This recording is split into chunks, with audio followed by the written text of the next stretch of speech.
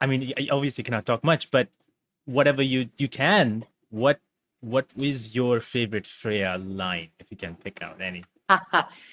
There's a couple that, and I'm going to not say it exactly right, but it's one line when she says, "The family that I had was torn away from me piece by piece."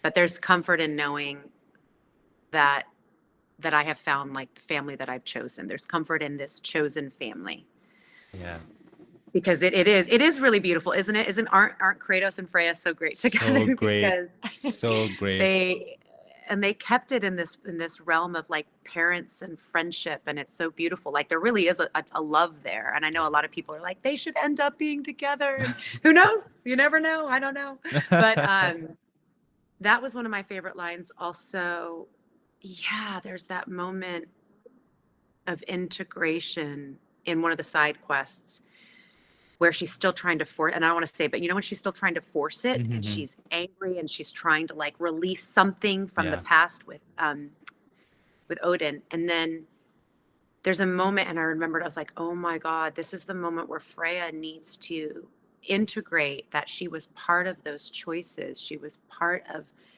it. It didn't just belong to him, it also belonged to her. And like seeing her part in it, this is so huge. This is why so in love with Sony Santa Monica and the writers.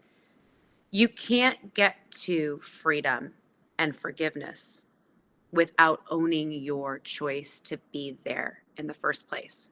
And this isn't excusing if someone's abusive to you or there's something horrible that happened, but you've got to see your part in it, because if you don't, then you're not empowered. You're literally a victim your whole life of it. And Freya was fully victimized. Like that's when the vengeance came out. She's yeah. like, "How could you? It's all your fault." And it's like, but the Norns are like, "I don't know about that. Yeah, Yeah, that prophecy was basically the sum of your choices." And yeah, I remember I was so like, "Oh my God, Freya's so angry," but Danielle was so happy because that was true responsibility in writing. So that moment where she goes, it wasn't just Odin's, it was also mine. And then the release happens, and the liberation, it's liberation in that moment for her.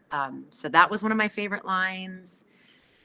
And then of course, you know, the moment with Kratos that everyone was waiting for. It's yeah, like this is either the moment where, you know, I forgive you or I kill you. It's like yeah, yeah, she's at a crossroads, right? Because she's got to look down the barrel of her life and go, what's going to serve me the most here, right? So I mean, I could go on and on about the writing, but I think maybe those three are. And then also too, they gave her like so much great humor, like oh just yeah, her disdain for Brock and Mimir is so funny to me. But like she kind of loves them, but she's also like super annoyed by them as well.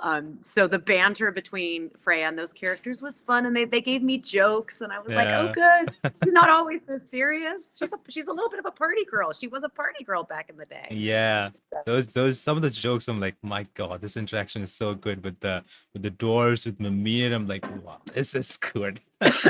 it was so good. They're so wonderful.